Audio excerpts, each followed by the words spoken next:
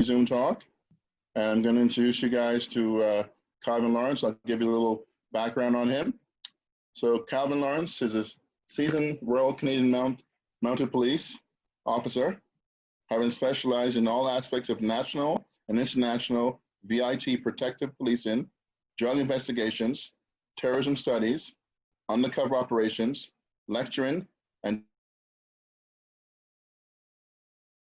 diversity management and transportation of high-risk inmates. He retired from the Rcmp after 28 years and 1.5 years with the Halifax City Police Department. So 36 years of police experience. At present, he's a consultant for the police-related subjects. From 1997 to 2002, he was an instructor in police defensive tactics and applied police science at Rcmp Training Academy Depot in Regina, Saskatchewan. Rcmp course design, development, training-related VIP security, nationally and internationally. He's also a member of the Rcmp A Division Community Consultant Committee and Association of Black Law Enforcers. He's also a member of Rcmp Depot Women's Committee, co-chair of the Commanders Officers Diversity Committee, and Long Service Medal for Good Conduct, 20 years and 25 years. Just list some skills in the courses. He has skills and courses in physical protection, police and race relations, drug investigations, police studies, VIP security, surveillance, terrorism studies, instructional techniques, and negotiations.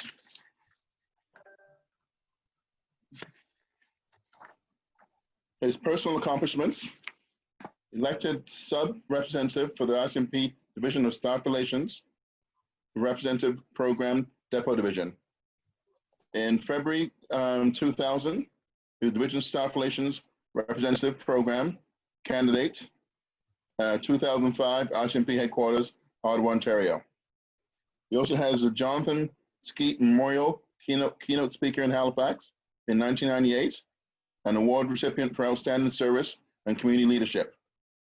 Recognition as one of Nova Scotia's outstanding citizens in Steve Kimber's book entitled More Than Just Folks, 1998. He's also has some books written about him. You had better be white by 6 a.m., The African Canadian Experience in the Rcmp, book 1 and 2 with Craig Smith. Also, Beam Black and Scarlet, Lionel Nolan, Rcmp retired. And he's also the author of Black Cop with Miles Fowle in 2019. Some other accomplishments: he's inducted into Yarmouth Hall of Fame for boxing. He was a heavyweight boxing champion. He's also a Nova Scotia provincial heavyweight boxing champion. He's been self-employed since retirement to present, and he does consulting for law firms and police and racial issues. He has numerous national and radio television interviews on police encounters with Black communities. He gave evidence on bias, use of force, and racial issues at the Andrew Loco inquest, shootings by Toronto police, testified at human rights hearings. He also assists Rcmp members in obtaining veteran affairs and Canadian pensions.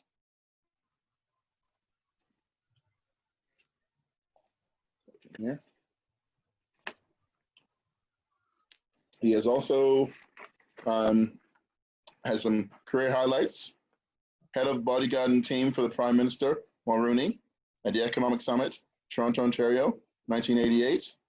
He's also a bodyguard for former US Presidents Gerald Ford and Jimmy Carter. He's also head of bodyguard team for President Bill Clinton and bodyguard supervisor for American delegation of Economic Summit in Halifax, 1995. He also has training in protective policing, Grenadian Police Force in Grenada, West Indies. He's also a driver in President George Bush motorcade in the G8 Summit in 2002 in Alberta. And he's also a boxer trainer and police relations. Anyway, ladies and gentlemen, I'd like to welcome you, Calvin Lawerence. Thank you, Calvin. Thank you. And all that to say, I'm Calvin from Gottingen Street.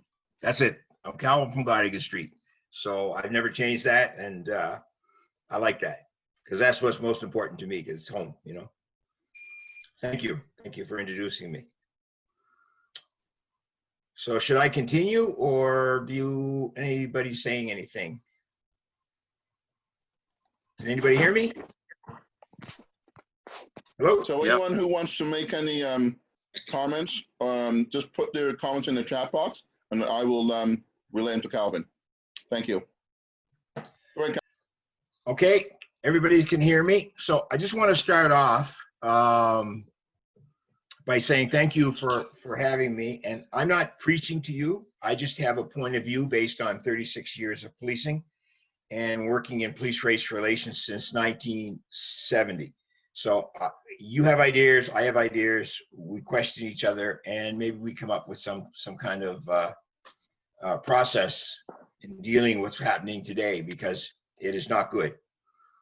Now there's, I think what you're seeing in the US, and I just put this on my Facebook and I made it public, so you'll probably see it. Some of us are saying these are isolated incidents, and some people are saying that this is an actual race war, or police, black communities, violent conflicts en masse. So we got some time in Canada, but that time is starting to fade. And I look at the verdict that was handed down in the Miller case in Toronto. I don't agree with it. I'm not a judge, I'm not a lawyer, but I know what I see and what they saw. So to me, this is a situation that exacerbates conflict between the police and the black communities. I look at the situation in the shopping mall with the young lady that was arrested.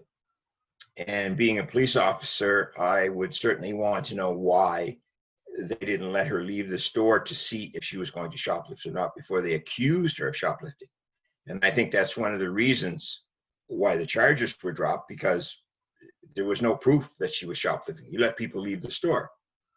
The situation in the mall in, I don't know if it was Dartmouth, where the young man was told to go back inside. He was thrown to the ground. He was handcuffed. He was put in the car. Again, no charges. And I think this is a situation where when you see no charges, you got to look a little closer, because either they used too much force or they didn't have the grounds to charge or to take the person to court. But why are they arresting people, roughing them up, injuring them, and then saying no charges? That's something that has to be looked at. There were some things that I talked about the other night there, or last night, I should say. And there was a couple topics, and one of them was street checks. And I wrote quite a bit on my Facebook about street checks in Nova Scotia. And one of my questions was, well, if the black community is saying the street checks are wrong, why does it go on for a few years? And then when the criminologist came, who I know, Scott Worsley, good guy, he says street checks are wrong. Then all of a sudden, street checks are supposedly stopped. Well, why weren't they stopped the day after somebody said they were wrong? So then you have to ask those questions. This is all, this exacerbates the conflict. You have a chief that comes. The chief doesn't know the community. There were two chiefs that showed up here that didn't know the community. So every time you get a new chief from inside the police organization, they have to start over again. He doesn't know the people that he has working for him other than their records that he reads, because he's not from that police organization.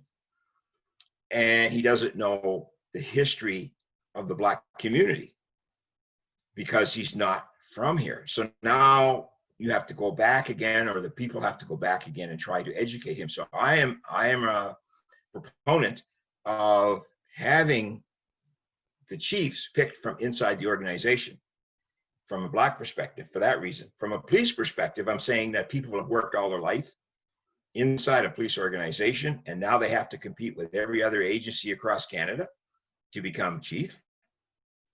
So that is demoralizing to the police officer. So I think that these things chip away at credibility between the police and the Black communities. But the onus is on the police to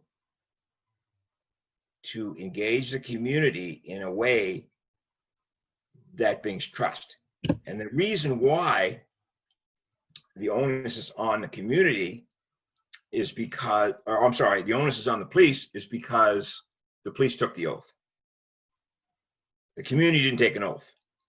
Now, the community may have a moral obligation or an ethical obligation to look into their community activities, but the police have a legal obligation because they took the oath. So it's on them.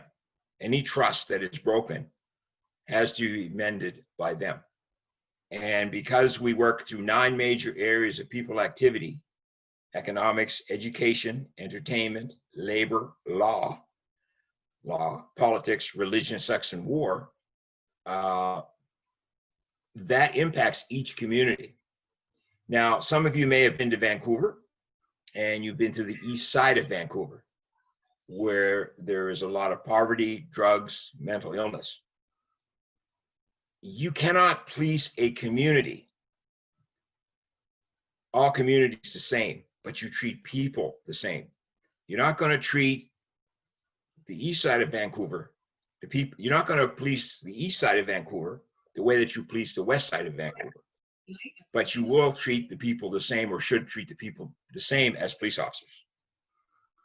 The Black community and the police community have a culture, both have cultures. And there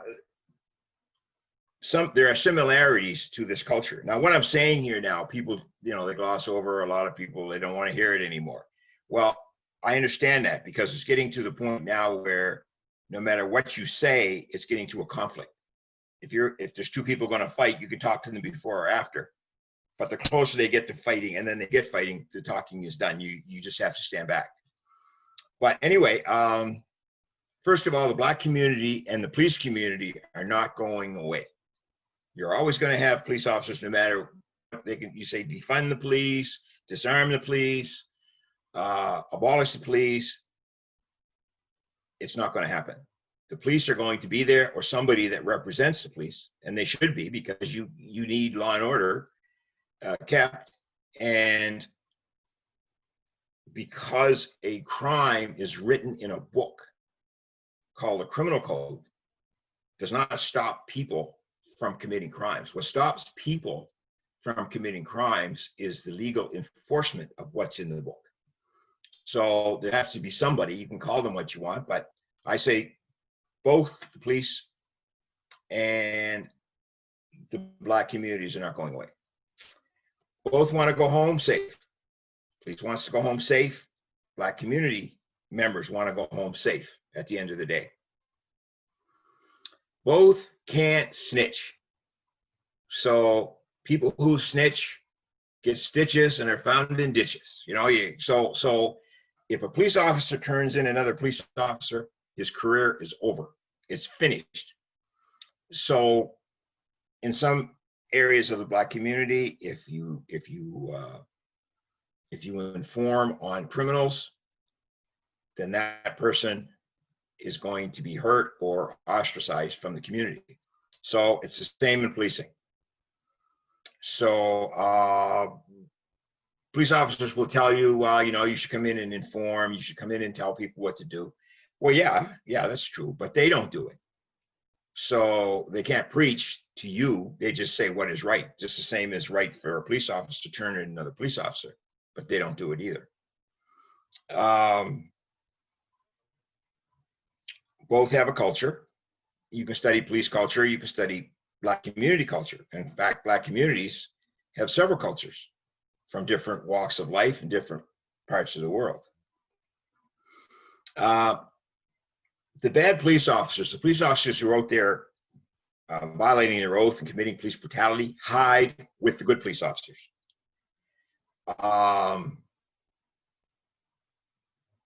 The people in communities that sell drugs, commit crimes, and then go back to their communities are doing the same thing. And it happens in both. We have to be honest. It happens in both. So both hide within their communities, the police and individuals of the Black community and individual police officers. Both don't want to be judged by a group. If you have a situation in Toronto where a Black man is shooting another Black man, Black people don't want to be judged by, or Black males in particular, don't want to be judged by the actions of one individual who's committing a crime. And the same goes with police officers. When you say all police officers, you're generalizing. And whenever we generalize, we lose accuracy. Now, those are basically the commonalities that we have. And I think that the most important one is both are not going away. So we can be at each other's throats forever, or we can find a way to coexist. And there are ways to do that. The police don't want to hear about it. The Black community does, but a lot of the Black community thinks that I'm an Uncle Tom or a white man's nigger or a sellout. But I've had that since 1969, I should say, when I became a police officer in Halifax with the Panthers. So it's not what you call, it's what you answer to. So, feel free, I've had it all. I've been called everything, okay? So that's kind of where I'm going with this. Now, let's go with some incidents. So we'll have some incident. We can take the Floyd incident, and I will explain it from a use of force perspective. Now, I'm going to come to the same result that you're going to come to, that it was wrong. But I'm going to explain it by using the use of force continuum that you would use in Canada, but every police organization has a use of force continuum. If you look up use of force model, Nova Scotia, you'll get a bunch of squiggly circles and colors and whatever. So that's a process that you can look at and hold a police officer accountable based on what that use of force continuum looks like. Now, it's a model and it is a guide. It is a guide, and it has to be a guide because there are a number of variables that would go into the use of force based on the police officer's ability, the other person's ability. If Mike Tyson was to grab me around the neck and start choking me, I might fear death or grievous bodily harm based on the fact of his ability and my ability. But if it's an 80-year-old Alzheimer's patient doing the same thing, now his ability is not going to be as the same as Mike Tyson's ability. So everything has to be a guide, and the guide is used based on the perceptions of the police officer in relation to the use of force. So people say, well, I don't want to hear all that. He did it. He's wrong. I say, yeah, you're right. But if you're going to demand that he be arrested, then you're going back into the same justice system that you're criticizing. And people are saying, we want him arrested. Well, he's arrested, but he's not convicted. And there's a big story, and there's a big difference because there's justice and there's justice according to law. And Mr. Miller's case is a good example of justice according to law, and that is not justice. There's a big difference, and the public does not understand that. So people who say, well, we don't want to hear everything you're saying about this, or we know he's guilty. If you're going to demand to go back into the justice system, then there's things that I can tell you that would get you to understand what they're doing in court in relation to use of force if he's going back into the system. If I was there, I would demonstrate to you what should have been done in relation to that situation of the person being cuffed and on his stomach. Obviously, it was excessive use of force. And I can explain it again through a police process. And I think that if I explain these things through a police process, you get a better understanding, unless you don't care. But then you can't say that you're going to take part in a court process and listen, because you won't know what you're listening to for the most part, unless you're a lawyer or you have some background. So with all the, I don't like looking at videos except for Mr. Garner's video, when it started from first to the end, and I can explain what they did wrong, what they didn't do, and it was negligence, if not outright the killing of the person. I say murder, but you have to, the ingredients of the offense has to be there when you're charging people. Charging with murder, well, you have to have the ingredients of the offense. Manslaughter, the ingredients of the offense. So those are things that that I look at. Now, I have there's a questionnaire that I've had for years, and what it is a physical confrontation report, and it's on the web. It's on my Facebook, and basically it's 10 basic questions that should be answered in detail.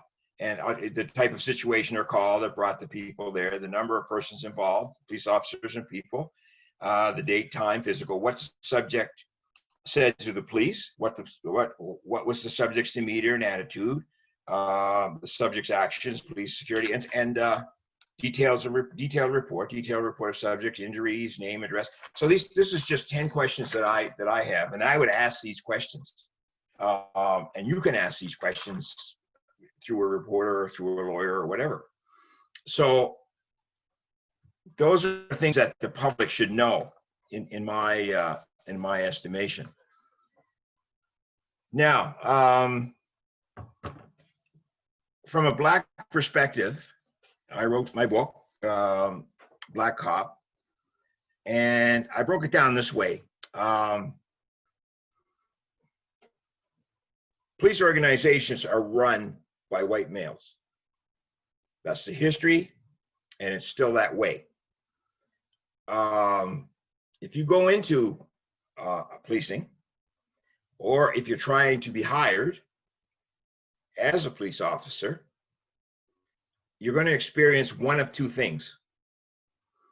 I experienced it, and I break it down as racial tailoring, minimizing your accomplishments, and restricting your opportunities.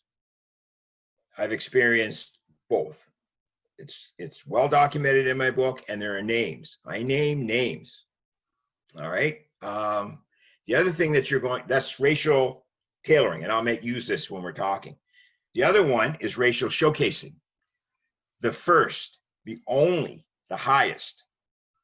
And you get that a lot. First chief of police, the highest ranking person, the first one on their job, the first, the highest.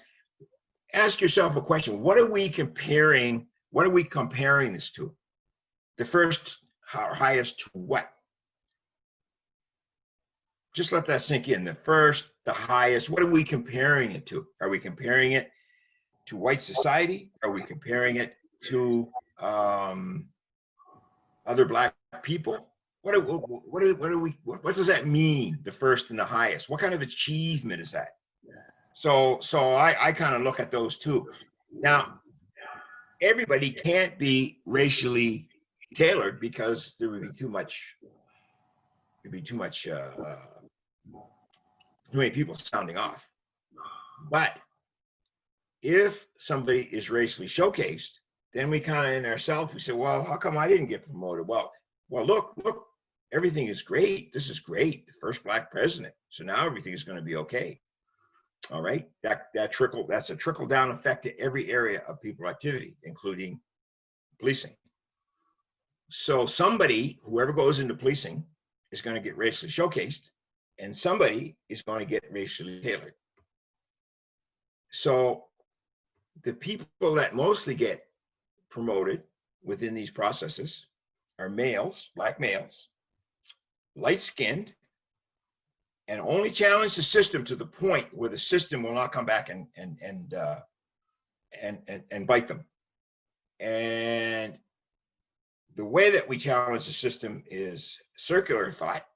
We challenge the system to the point that we meet major resistance and we go around and we come back and do it again.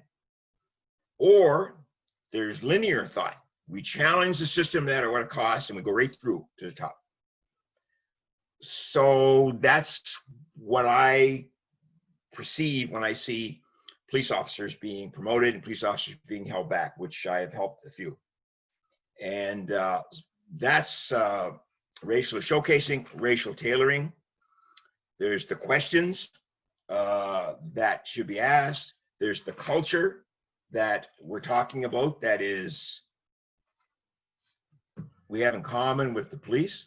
But if I was to come here and tell you and talk about the Leaning Tower of Pisa in Italy and say it wasn't leaning, then you wouldn't believe anything I say after that. So I'm talking about the elephants in the room, and I'm talking about the way policing works today. It may change tomorrow, maybe it won't. I applaud the Black Lives Movement, but anything that they do that cannot be sustained will not work. So demonstrating is not going to be sustainable. Picketing is not going to be sustainable. For people who riot, it's not going to be sustainable. Praying is not going to be sustainable. So until we as a people stop our lateral violence and understand that there's different cultures and different prejudices within our own communities, we are not going to rise above. You don't see people of Semites of the Jewish religion, East Indians, Chinese people being shot in the street and hassled because they have an economic and political base. And they only get that through group economics or sustained economic development within our own communities. We have to think of ourselves as a nation within a nation. It's been done before. It was done in Shelburne, where they had the race riots. It's been done in long gone history. It's been done in Tulsa, Black Wall Street. It's been done in Rosewood. The only problem is once we start making gains in our own communities, we are going to be challenged by those people who practice racist behavior. So we have to have tactics and strategies to overcome that. Now, let's talk about street checks. So you're walking down the street at 3 in the morning. You have to decide, and you're stopped by the police officer. Now, if you're coming from work and you're walking between two businesses at 3 in the morning, you gotta look at, there's two things you look at. You look at how the police officer approaches you, but you have to look at, well, in reality, would he really have approached someone else that way at 3 in the morning coming through the businesses? And then you go from there.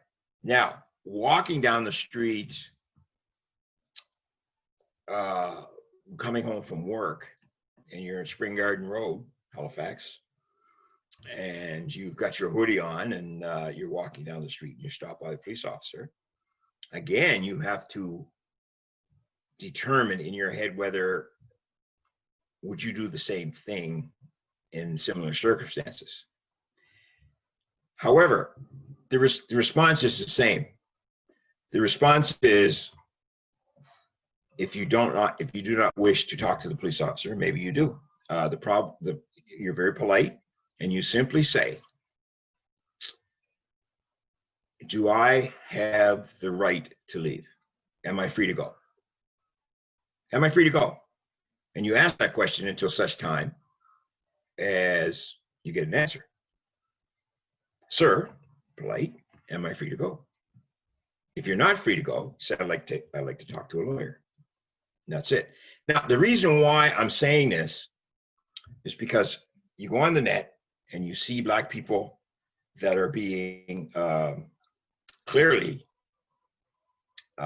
stopped, searched, abused, some way verbally, and they go into some kind of a tirade. But you got to start thinking court. We have to have some self-discipline. And I say that, I don't know how much self-discipline I might have, but I'm saying you have to have self-discipline. Now you start thinking court. Thinking civil suit. I don't believe that human rights, I believe that human rights is a tool of government, but that's my decision. That's my way of thinking based on my experiences and observations. It's a tool of government. So civil suits are the only way to go, in my opinion. So you're thinking.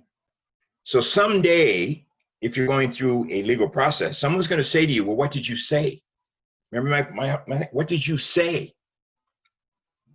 Well, I said, you mother, you stopped me, you're picking on Black people all the time. You're not going to remember that. And the police officer's going to say, well, you were belligerent.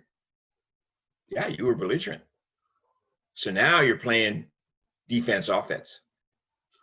But if you simply say, am I free to go? I don't wish to answer any questions. And you say nothing more and they arrest you. What's the charge? What's the charge? Now, when you go to court, and they say, what did you say? Well, I asked him if I was free to go. What did he say? Well, he didn't answer me. Okay. And then what happened? Well, he arrested me. Well, what did he charge you with? He didn't tell me. I'm going to the bank.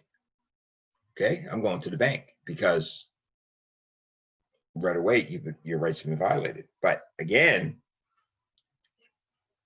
you just can't say, well, I was stopped at 3 a.m. because I was walking through 2 businesses from a dark alley and I was skulking around or hanging out and well, you know, so if you're a law-abiding citizen and you're not in the game, go that route. Now, even if you are in the game, you have a right to be treated fairly, but you will probably be checked. All right, and only you know whether you're in the game. All right, now the other side, of course, is how I approach you. I could approach you in such a manner because tone is an indication of attitude. Tone is an indication of attitude. You may ask your spouse, do you want to go see that show again? Do you want to go see that show again? I said the same thing. But tone is, body language is approximately 60% of communications. So if I treat you with a condescending tone, if I talk to you with a condescending tone, and I also use my body language to portray disgust and anger and resentment or you're less than, there's really nothing you can do about that. That's where your self-respect has to come in because you'll tell people he didn't treat you right. When I left, I was angry, right? I was angry. Well, yeah, you had a right to be angry because he was practicing police brutality that wasn't physical. It was verbal or it was body language, or it could be just body language. So people have to know this. People have to know this, and you can weave your way through the process. Now, unless your life is in danger, and I say that because they had situations in Regina where they were picking people up and taking them away and letting them out, taking their clothes, letting them out in the wintertime, and they froze to death. Now, they couldn't prove murder, but that's basically what it was. So you have that happening.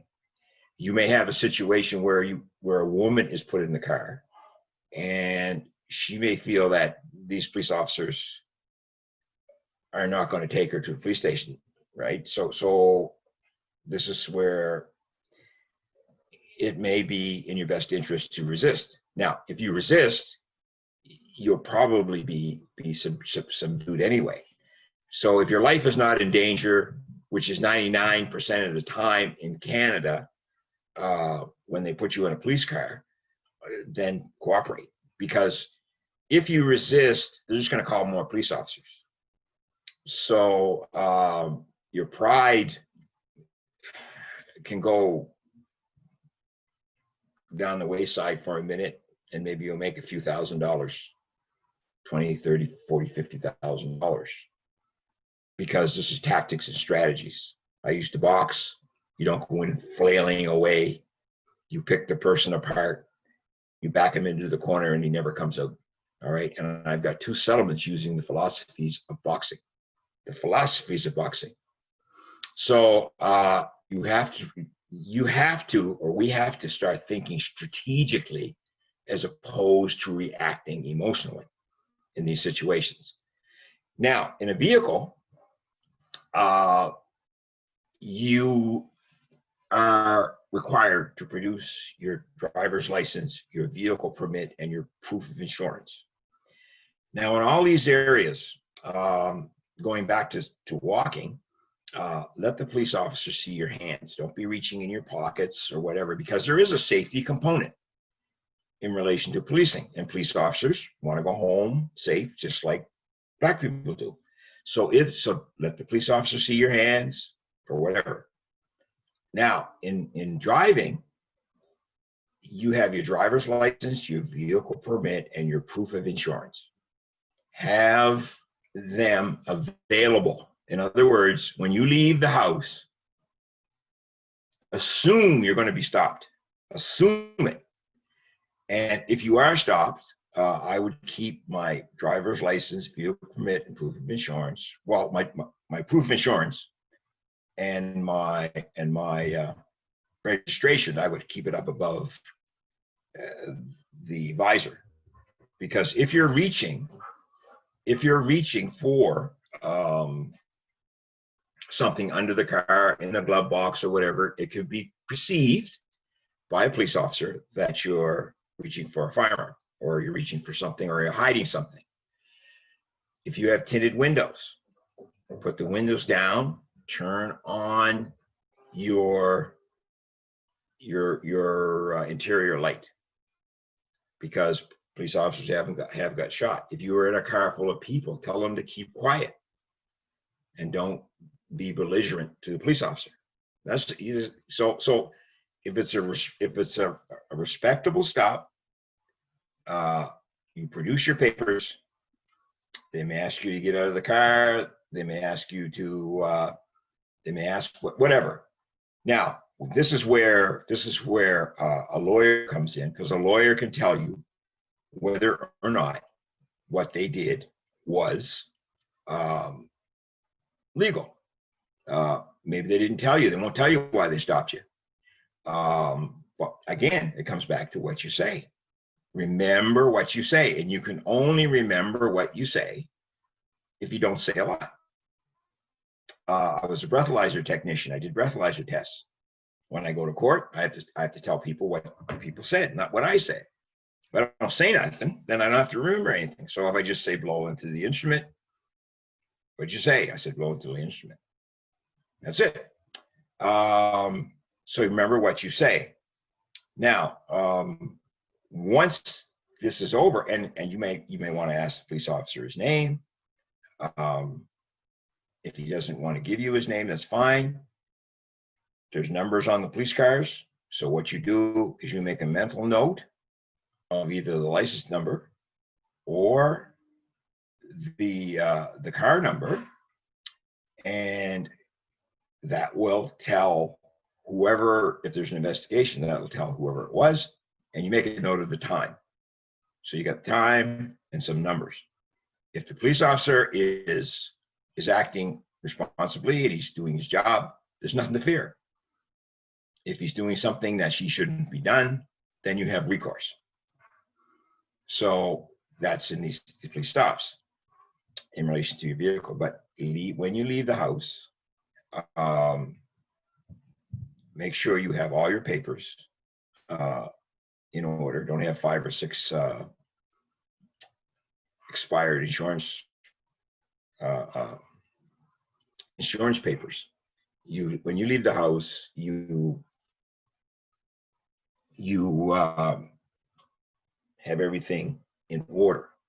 Now, for women, or even for men, in some cases, with the shooting in Nova Scotia, for women, for sure, I would say that if the lights come on and you wish to drive to a lighted area or a store or whatever, even to the police station, I would argue that would be a fair process. Now, I'm not saying whenever, because of what happened in Nova Scotia, every time a police officer tries to stop you, you take off. I'm not saying that. I'm just saying that you have to be vigilant as to what's going on around you, and in darkened areas or whatever. You have to look at that now. It's a fact of life. It's unfortunate, but that's the way it is. That's basically for that process. Street checks, know your rights, but if you tell a police officer, I know my rights and I don't have to do that, you're going to end up it's like waving a flag in front of a bull. All right, so you're not going to do that. That's something you're not going to do.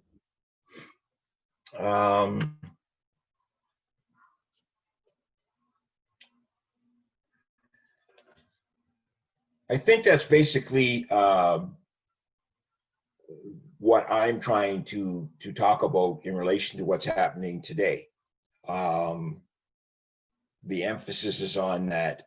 Okay, if street checks are going to take place, and then you have to develop tactics and strategies, and I discussed a couple of those last night. Tactics and strategies that's going to combat police brutality, and I'd like to open it up to some questions. I've been talking long enough. So if some people would like to ask me about what I said or any other questions about policing, I'll answer them if I can. But I'm basing it on my experience, my observations, and the conflicts that I've seen over the years between the community, Black communities, and the police. So I'm open. A couple of questions here in the chat. Question 1, can you speak about the training that police officers receive? Okay, I believe that I can only speak for the Rcmp, and of course Halifax was less training, but the training that police officers in Regina received, and I taught it, could be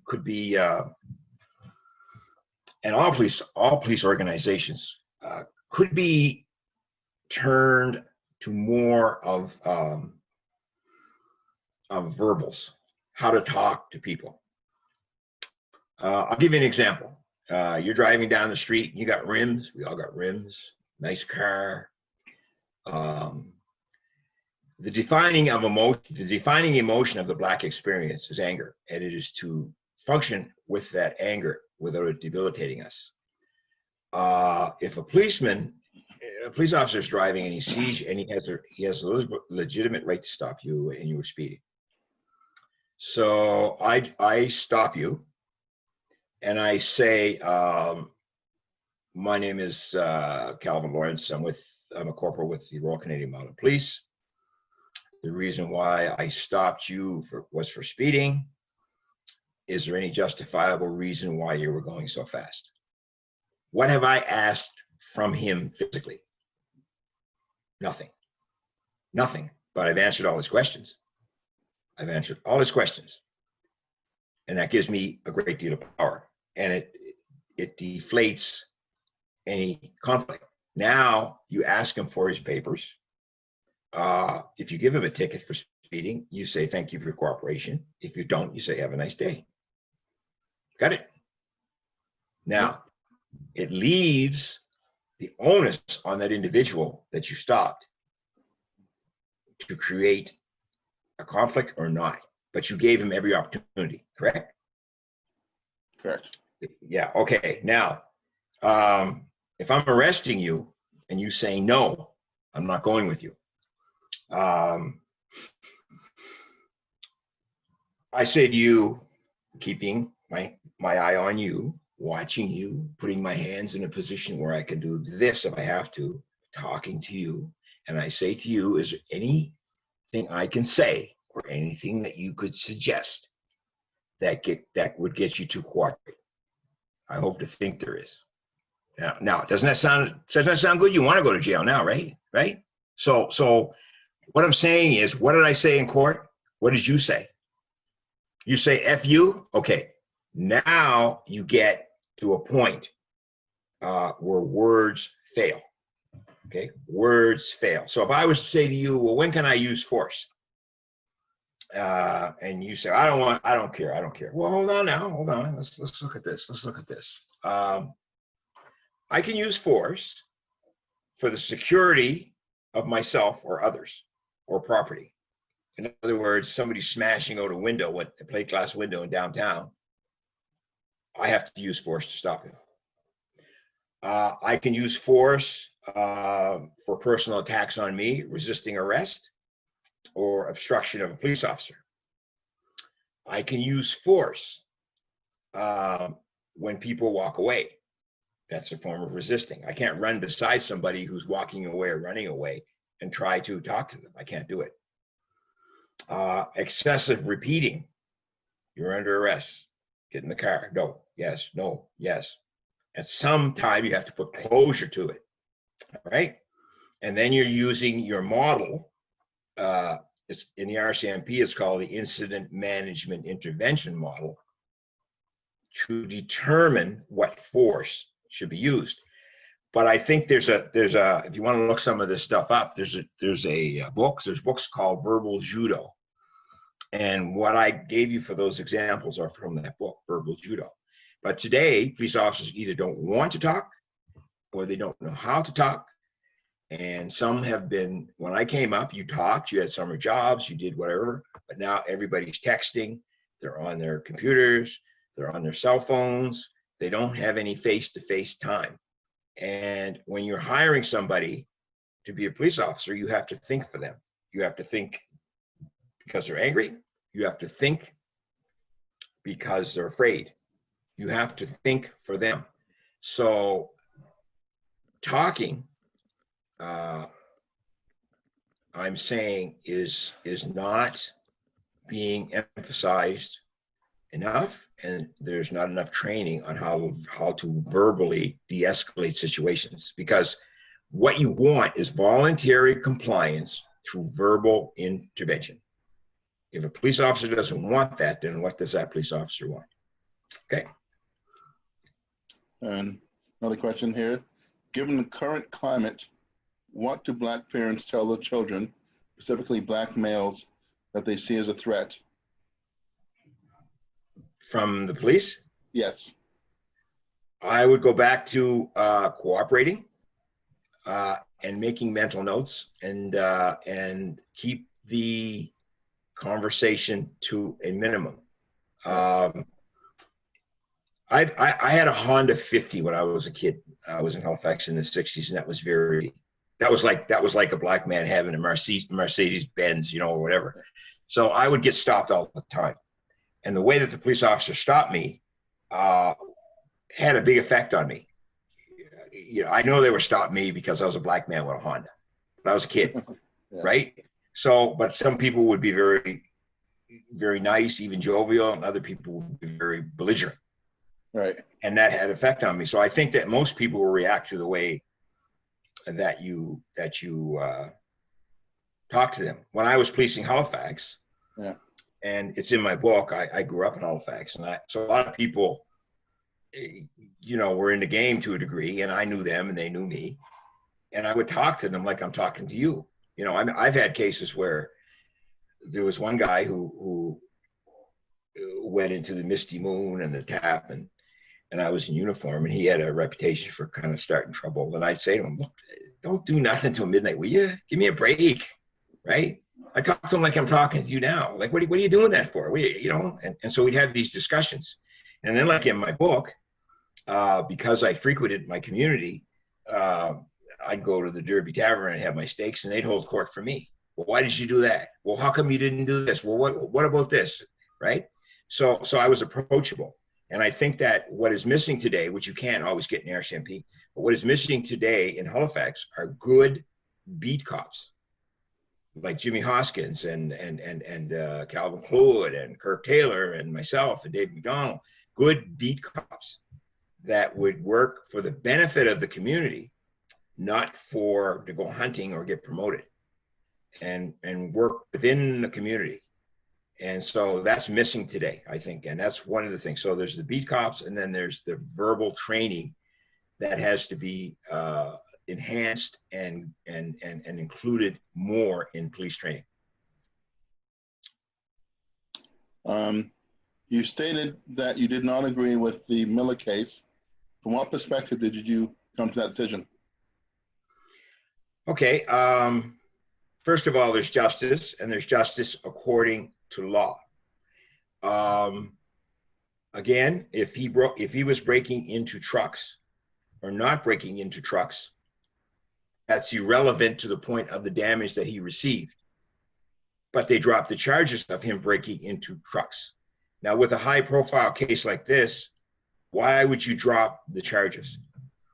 Perhaps it's because they used excessive use of force. Perhaps if he was breaking into trucks, that he would go out, they would come out and say, you're under arrest. I'm a police officer, you're under arrest, and arrest the people, arrest the guys. Now, the fireman, according to what I'm hearing and what I read and whatever, who was the witness, said both people were beating on him. If both people were beating on him, then why did only one get convicted? And if he lost his eye, that's not common assault. That's more than common assault if he lost his eye. But that's justice according to law. That's not justice. So that's why I say that. Okay, what are your thoughts on having a mental health worker responding with an officer in cases such as wellness checks, or in cases where it has become obvious that the person is in a state of mental health crisis?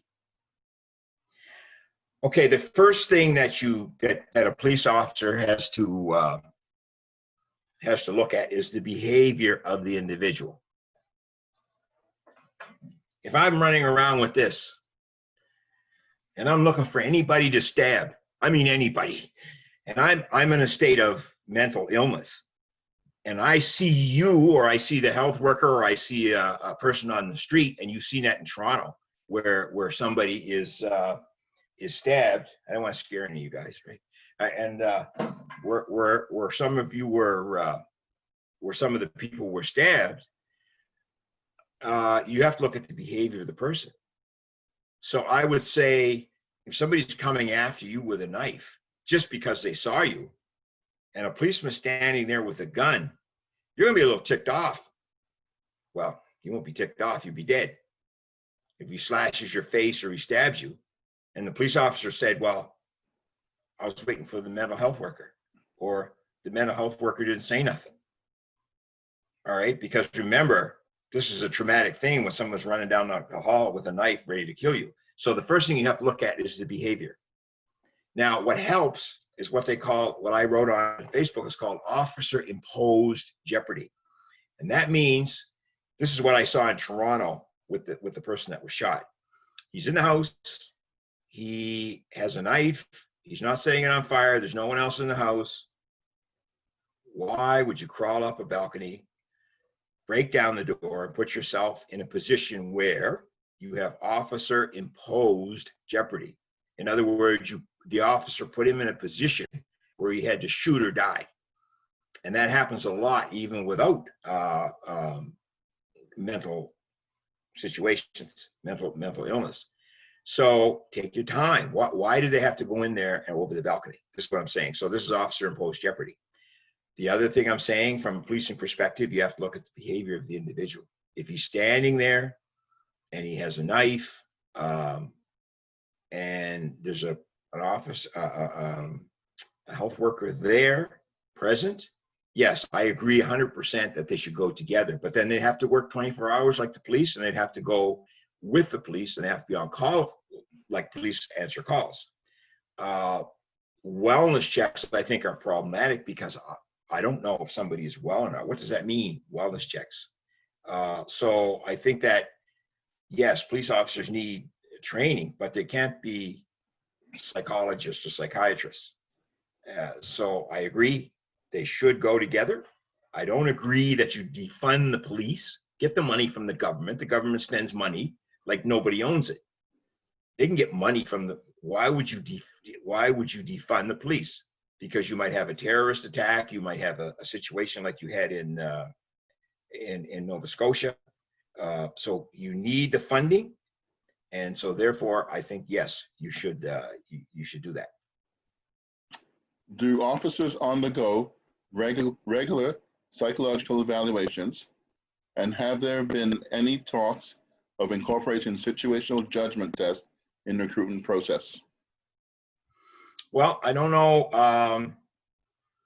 Situational judgment tests were done in Regina, both use of force and shooting. So it's an ongoing process in training, situational judgment. They use simunition bullets, which is the bullets that fit in your real gun, but they give you a bruise, but they don't hurt you. So it's the ultimate simulation. And you have the firearms training system, which is called the FATS machine, which gives you a screen, and it's a shoot, don't shoot scenario. Now the psychological testing, in my opinion, is when you show up. All right, you have a personal belief system, and you have a general belief system. The general belief system is hockey. You know who's going to win the Stanley Cup, when's the next football game coming. The personal belief system is your beliefs about race, about culture, about gender, about same-sex relationships, about religion. These are your personal beliefs.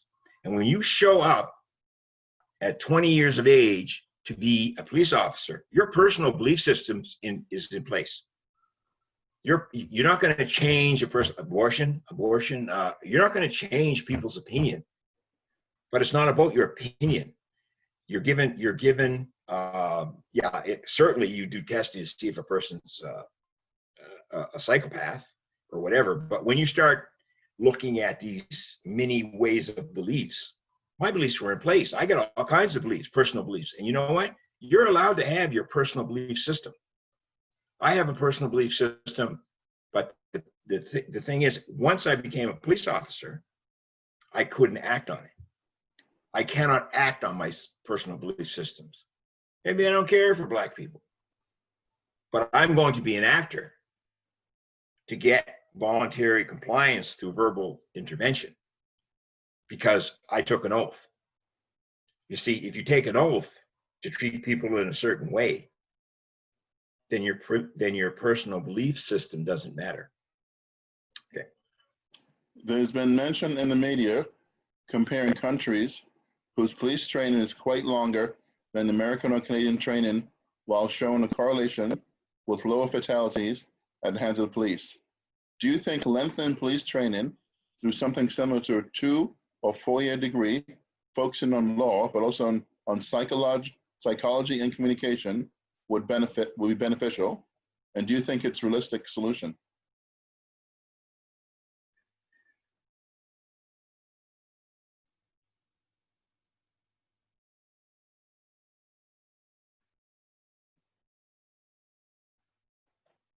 Still there, Calvin? I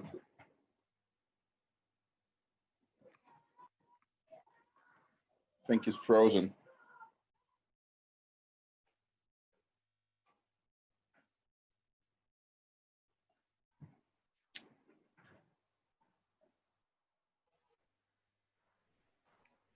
Looks like he's frozen. Dwayne, it's your time to shine. Mary, did we lose Calvin?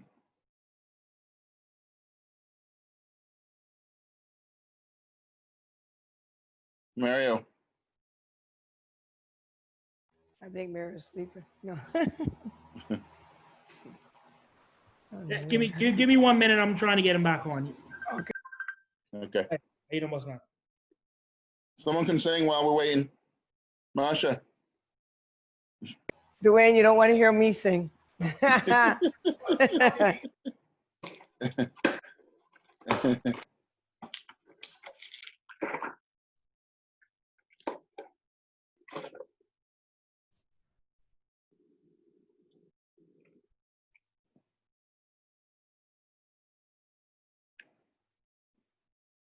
Maybe you can take a 1 minute breather, take a little stretch, a little yoga, get a little drink. Yeah, that'll be good, Dwayne. Thanks. Because your friend back here saying he doesn't want to be quiet. I have to put my headphones on.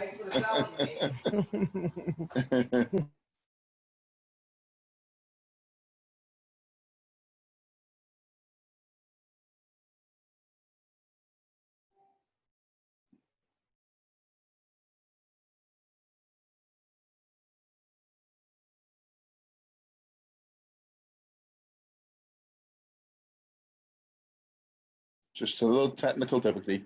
Should be back in a second.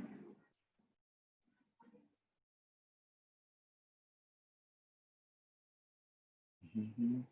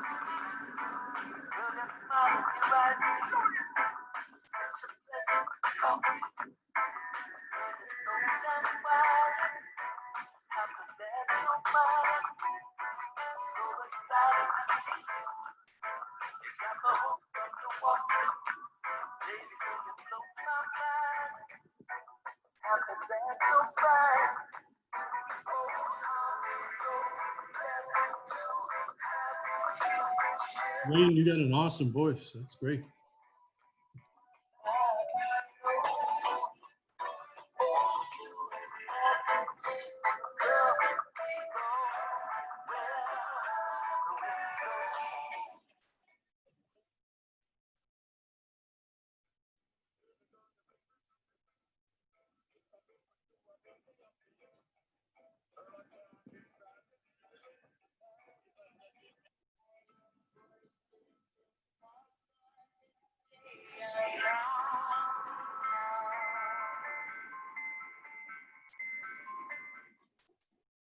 Just another one. The training, I think, right? Yeah. Yeah. So anyway, that was my position, is that this should get more verbal training, and the psychological training certainly should weed out people with a degree of areas that would not make them good police officers. But the fact that they have personal beliefs, everybody has personal beliefs. Yeah. So that's the situation. Yeah.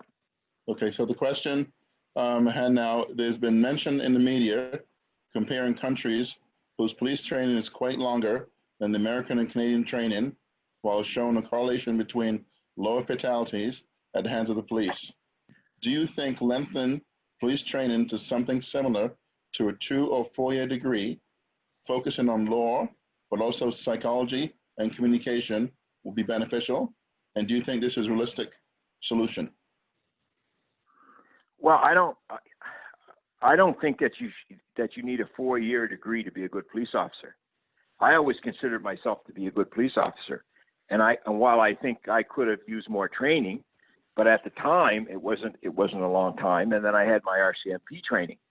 So I think that degrees doesn't change your biases.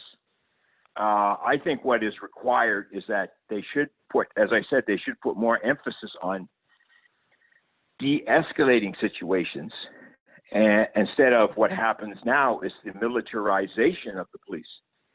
And I think the dress codes, the replacing of police officers face to face with computers and monitoring technology. Whenever you remove face to face time between the citizens and the police, and you replace it with technology, I think we lose. So I don't believe that you need 4 years. I think the training could be enhanced, and I think what is missing is the disciplinary process for police officers who exhibit police brutality and bad behavior. Because I listened to, I believe it was one of the ex-commissioners of the OPP or whatever, and they said it's virtually impossible to fire a police officer. So if you can't fire somebody who is doing things wrong, then why would you not think you'd have problems? Are you still there? Yeah, still here. Yeah. Okay, so that would be my answer to that question. What is your opinion on all police officers wearing body cams? I think that all police officers should wear body cams, but you have to. But what I would caution is that hormonal-induced stress is something that what you go through. For example, when you're in a life and death situation, and it's very complex. But simply put, if you're in a room and there's a fire and the doors are locked, you will beat on the door until the door opens or until you die. And because you have a midbrain that animals have we have a midbrain, which animals have, but we also have a forebrain, which that we use for thinking and reasoning. And in life and death situation, the forebrain is hijacked by the midbrain. Now you can have a conversation with your dog, but I don't think it would work out. So you end up with the four F's of fighting, fleeing, feeding, or procreating. So that's what happens in a short time. I don't have time to go into it now, but I could certainly. I have a chart that I have on my Facebook that shows what happens to you physiologically and psychologically. So if you're determining police actions based on watching a video, it's not the same as participating, and it's like watching a movie. So yes, I agree. There should be cameras, but I think the interpretation of what you see should be looked at from a learned eye. That's the answer to that one. Any more questions for Calvin? The floor is open. Anybody?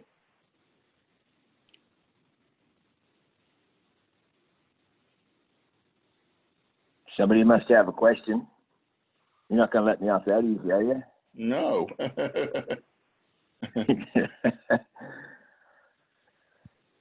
I have a question. Well, it's more of just a clarification again.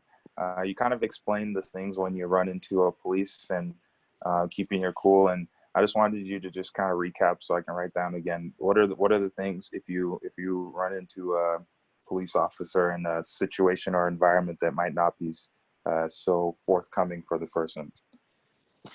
Okay, I'm glad you brought that up because I forgot to say an important issue. When I say that, that you hold your cool. As a group, you might want to practice that. You might want to practice that because that's what police officers do. You might want to practice being insulted, somebody playing the part of a police officer, and you're doing some role playing.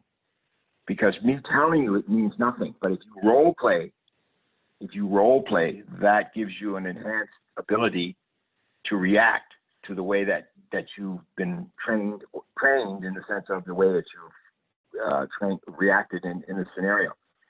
Having said that, if you're walking and you have to assess basically, you know, and what a reasonable person, a police officer would do if you saw you coming at 3 a.m, as opposed to coming out of an alley 3 a.m, as opposed to just walking home from work. And remember, the less you say, the less you have to remember what you said if and when you have to go to court or you file a civil suit. So I would simply ask if I was free to go, and I'd ask until such time as I got an answer. And if I didn't get an answer, I'd say, well, I want to talk to a lawyer, and I would say nothing else. And that way you remember. Again, if the police officer is treating you in a respectful fashion, well, maybe you would like to cooperate because you live on those same streets, don't forget. And that police officer is out there to protect you as well. So abuse is in the perception of the individual, and the police officer should not be abusing you verbally or physically. That makes sense? Yeah, thank you. That makes sense. Thanks. All right, now the car thing is have your papers ready. Have them, probably your vehicle permit and your proof of insurance above the visor. Prepare when you go out as if you're going to be stopped. Like, you know, you're preparing as if you're going to be stopped, so it's not unexpected. Note the time, location, and the place that you were stopped. Make verbal notes of what, or make mental notes of what was said to you and whatever. And if you feel that you were stopped for no reason or you were abused, then you talk to a lawyer and you have all the facts there, and you're not going to say a lot, so you don't have to repeat a lot. Remember what you said. If you don't know who the person is, note the license number or the markings on the vehicle and the time, and that will get you who it was. Is that okay? Yeah, thank you. That was awesome. You're welcome. Question here. I hear that novel training methods improved NYC policing in Black communities. Any ideas of how we may do the same in Nova Scotia Black communities? I think as some places you can't always do it in areas where there's vehicles, but the police officer can get out of the vehicle and talk to the people. I think the onus is on, and also walking the beat, but I think the onus is the police should know something about the history of the community. And that doesn't say they don't do their job, but they understand why things are happening the way they are. For example, in Toronto, you might have 40 cultures. Well, you're not going to want, the police officer is not going to be able to learn 40 cultures. But if I was working in an area for 6 months and it was the Chinese community, or the East Indian community, I would want to know what would keep me safe and what would get me into trouble from a cultural standpoint, and what things that I could do to earn the respect of that particular culture. And I think that that's lacking in Nova Scotia because, again, you have a new chief who hasn't spent time in the communities. You have people that you never see in the communities, police officers you never see in the communities, walking a beat and even if you're in the car, you can park the car and go into shops and talk to people and whatever. But they have to be the police officer can't be cursed out when he walks into a store or a community. The community has to explain to the police officer what they expect from him. And that's important too. They have to explain that, you oh, look at that cop over there. Oh, you say, how are you? Okay. And then you get into some law. You get into what bothers you about that police organization. What you explain that to the police officer, and you can do it through weekly meetings. You can do it through one-on-one. You can do it anyway. But the communication has to be there. I believe there was a meeting, and in the Prestons, they didn't like the fact that they were setting up a roadblock to do street checks on Lake Major Road because it was targeting those areas, right? So somebody mentioned that. Well, that's something that you might, that as a group, somebody might say, well, we don't like it if you guys do A, B, and C. And then the police officer can say, well, we have to do it, or we can change it, or we can modify it, or we won't do it. This communication. It's not, it's not rocket science. It's having empathy, which is not sympathy. Empathy, putting yourself in the other person's shoes. That help? Sounds good. In the book, Okay. in the book Black Cop, he mentioned the effectiveness of walking the beat as a police officer and being present in the community. Is walking the beat still utilized by the Rcmp or Halifax Police? If it is it utilized enough? Well, I don't think it's utilized enough in Halifax City Police. I'm shooting from the hip now because I think that I haven't seen a lot of visibility, and maybe they are walking the beat. But just walking the beat to walk a beat is not productive, because you have to talk to the people. And what I find today is you have a lot of police officers on bicycles, like in Toronto and Ottawa. They don't talk to the people. They don't get out. They don't talk to the store owners. They don't talk to anyone. Now the Rcmp may be a bit different because they're in cars and there's not a beat. There's a district but they can still get out of cars and talk to people in the community. And I'm not saying they're not doing that, because years ago they used to coach hockey, they used to play basketball, they used to go to the communities. So I'm not saying that it's not being done. I just say it has to be done more.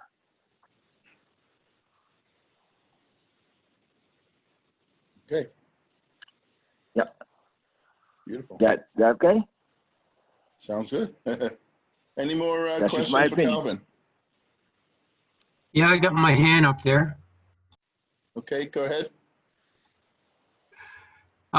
My question is, I know that you've talked about policing, but police officers have another life. And I know that you are a high-skilled athlete in the Halifax area. And high-skilled athletes sometimes go through traumatic situations with racism. Is there anything you can add to our conversation to put us in the context of where you are as a police officer and young athletes today? Well, when I said that the defining emotion of the Black experience is anger. This is a Black thing now. This is not policing, just generally. I am no different. I was angry because of sometimes the things that I saw in policing, and sometimes because of the way I was treated by both the Black community and by the police community. And I used boxing to deal with that anger. And people say, well, you weren't very angry. You don't look angry. I said, I won the Canadian Amateur Boxing Championship in my spare time. That's pretty angry, So, but I think that channeling our aggression, especially Black males, channeling our aggression through sports or whatever. Some people want to read a book. Some people want to go on computers, as opposed to doing it as police officers too, as opposed to reaching for a bottle or running the streets or whatever is more productive. And I think that there's a lot of lateral violence in Nova Scotia between Black people. I mean, I grew up with it. Maybe I was a part of it, but we have to get rid of it. And I think that we have to be able to go in our own communities and socialize and have things, whereas going to other areas and being treated badly, going into stores, being followed, being watched, being accused of being a thief. I think we have to start projecting doing things in our own community, and sports is just one of them. Is that okay? Well, one of the reasons I asked it, well, to me, there's more to it than that because I know you. And I know that you were a great boxer. I know that you had a history of boxing, somebody who won a silver medal and worked with the Halifax Police Force and then was not permitted to go to the Olympic to achieve your Olympic dream. Those things are the things I think our Black youth and our parents need to know. And that's the only thing that I found was left from your resume. You are a star athlete from Nova Scotia, a well-documented, honored athlete. So that's what I'm getting at. Well, you see, if to break it down for me, Halifax City Police said, well, we don't give time off here for sports. And they had a guy that was a Canadian championship golfer and another guy who was a Canadian marksman. And they didn't get time off either, but they were allowed to participate in their own areas on their own time in Halifax. They didn't want me to box at all, and the way that they went about it was to threaten me. And I wasn't doing anything wrong, so if you're going to threaten me, I'm not going to do it. You know, if you're going to threaten me and I'm not doing anything wrong, that threat means nothing to me. But it causes stress. So in that realm, they gained by my boxing because I was an ambassador for my city, my country, and my police department. And there were letters that were sent from the U.S. asking if it was part of their training. So they benefited, but the way that they treated me was less than professional.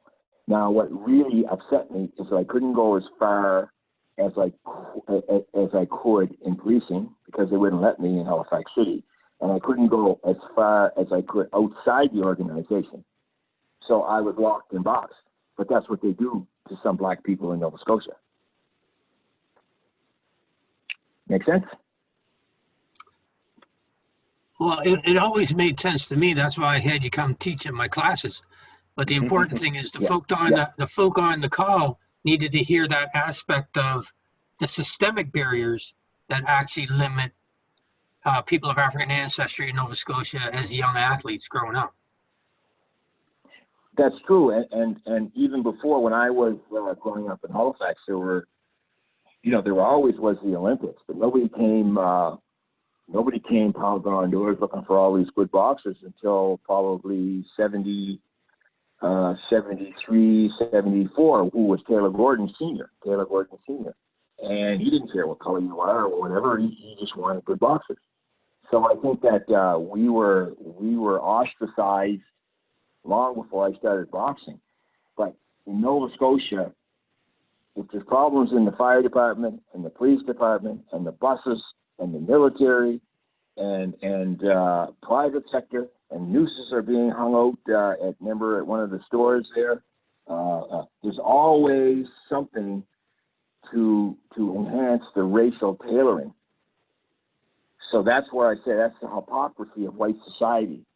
They want us to become all we can be into society, and then you get slapped, you get kicked to the curb. And for us in Nova Scotia, it's not the glass ceiling, it's the sticky floor. You know, we don't get to the glass ceiling, we get to the sticky floor. That's it. We can't even get up off the sticky floor. And so we have to devise tactics and strategies rather than having assimilation fantasies, because assimilation fantasies leads to the illusion of inclusion. We're in, but we're not in. Just because you're sitting at the table don't mean you're dining. Okay? There's a question, another question here. You mentioned that telling an officer that you know your rights is like waving a red flag in front of a bull. How would you suggest that we inform an officer that we know our rights and that they won't be violated? Well, if I stop you and say to you, this is the culture of policing. I'm not saying you're wrong by telling a police officer, but we're talking about culture of policing. If I say to you, I'd like to see your driver's license, this and that, and I say, well, I'd like you to do this. You say, well, I know my rights. I don't have to do that. So what you've done now is you've enhanced, you've increased the conflict by it's a challenge to a police officer. Is what I'm saying. It's a challenge.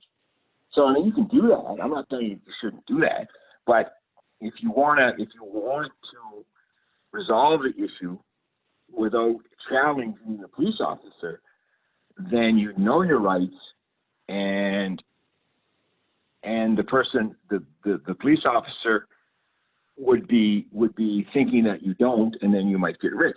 I've had situations in Toronto where I was in plain clothes, or I was off duty, and I was stopped by a police officer. I've had many times, got tickets, whatever. But some police officers wanted to play around. So I would say, look, I understand what you're doing here, your job, but the way you're treating me, I'm going to arrest you and you arrest me, and then we'll just let the judge set it up. So they would back off. But if I was stopped today, I can't do that. But I would certainly cooperate with what they said. I'd say yes sir, no sir, and then I'd be looking for ways to sue civilly if they didn't treat me right. Like I want to make money. I don't want to prove my point right now, because I will prove my point when the time is done. Just like boxing, because somebody's swinging at you, you don't have to swing back. You can weave, you can duck, you can clinch, you can move away. You do the fighting when you're ready to do the fighting. And this is what I did with the Rcmp, and I got 2 settlements. You know when they have the advantage and when you have the advantage. And your advantage is in court. And if they didn't do anything wrong, you got nothing to worry about. Follow? Yep. Okay.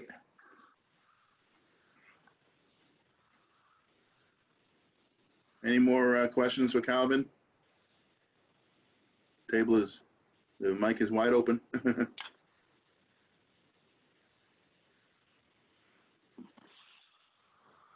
Does anybody agree with me or disagree with me? Remember, I'm not preaching. I'm putting out discussion points.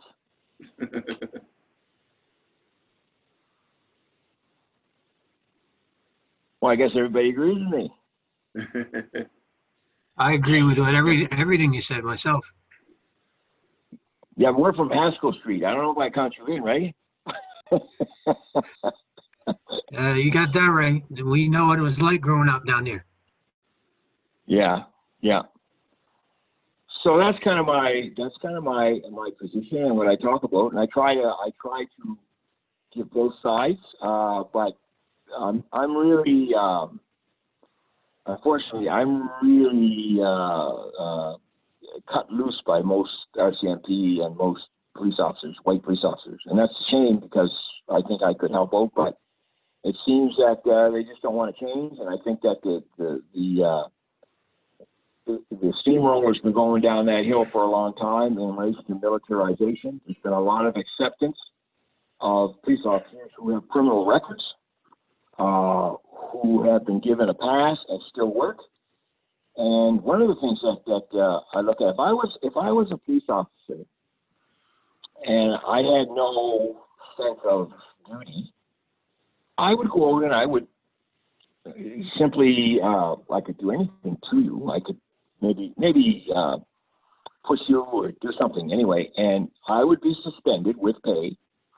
It would probably take 2 years, maybe even 3 years to go through the court case and then the internal mechanisms to get rid of me. And during that time, I could get a university degree, I could work under the table, another job. So I mean, you can't expect Black people to accept that kind of process when they're living this for the 3 years, and the psychological damage that is being done to these individuals is compounded. There's post-traumatic stress. There's anxiety. There's depression. There's all these things that happen while you're waiting for those 3 years to get some kind of settlement that they've already put a budget aside for, probably, to pay you the money. And in the meantime, this psychotic police officer is sitting at home having a beer watching TV for 3 years. And this is one of the areas that I think that doesn't get addressed enough. And I don't say that police officers should be suspended without pay because they're innocent, but move the court dates up so that within 6 or 7 months, you have some kind of process. And if you want, you can even have separate courts for police officers, just like they want separate courts for spousal abuse. Okay? Beautiful. Well, Calvin, thank you very much for a very informative talk. I think any more questions there? I'd like to thank you on behalf of the Men's Health League and the Black Women Alliance. And we hope to maybe convene with you in later on date, maybe in the fall. Some more ideas from you. Yeah. Thank you again. I'm on You're welcome. And I have my Facebook. I use it as a blog. So if anybody, wants to contact me, they can either send me a text or they can call me, 613-864-5551. And I'm around. So hopefully I can get home sometime and hook up with you guys. Beautiful. Thank you again. Stay safe. Thank you. All right. Call me anytime. All right. Beautiful. Bye now.